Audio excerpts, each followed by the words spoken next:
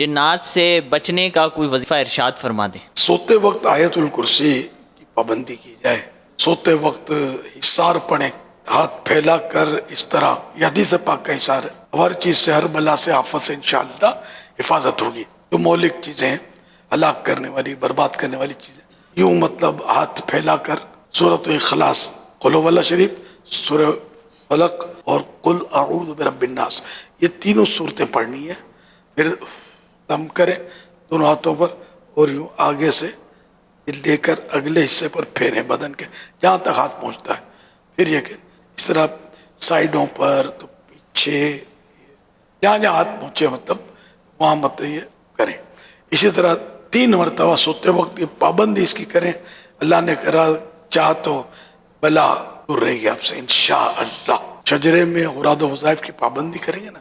ان میں کئی وظائف ایسے ہیں کہ جو مطلب حفاظت کے، تو جو بھی حفاظت کے وظائف ہوتے ہیں تو ان میں حفاظت ہوتی ہے، چاہے جن سے شر پہنچے یا انسان سے شر پہنچنا ہو تو اس سے انشاءاللہ رکاوٹ بنے گا۔ البتہ یہ کہ پابندی سے اوراد و وظائف پڑھنے چاہیے۔